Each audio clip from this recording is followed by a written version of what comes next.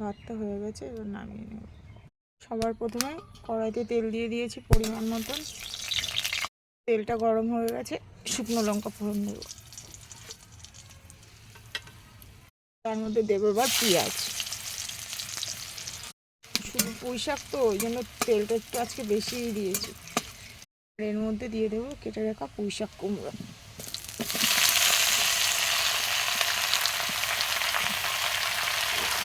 দিয়ে হালকাভাবে নাড়াচাড়া করে নেব।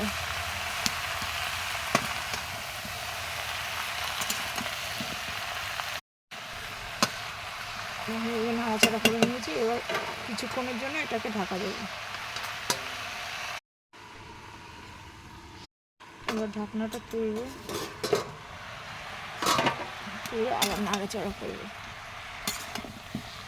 এর মধ্যে বেটে রাখা মশলা দিয়ে দেবো, আদা রসুন আর শুকনো লঙ্কা দিয়ে কষিয়ে নেব। এর মধ্যে এবার লবণ হলুদ দেবো পরিমাণ মতো। যে যেভাবে রান্না করে পারে, আমার কাছে এই রান্নাটা সুন্দর লাগে, তাই জন্য আমি এইভাবে করি। আপনারা চাইলে তেলের উপরেও মশলাটা দিয়ে কষিয়ে নিতে পারেন।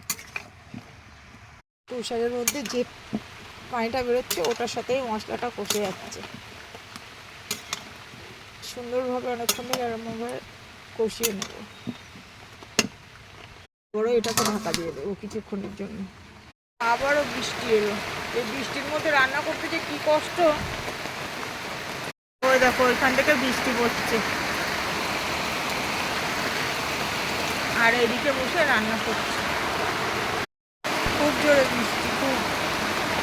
কতবার যে স্লিপ কেটে পড়ি সে আমিই জানি।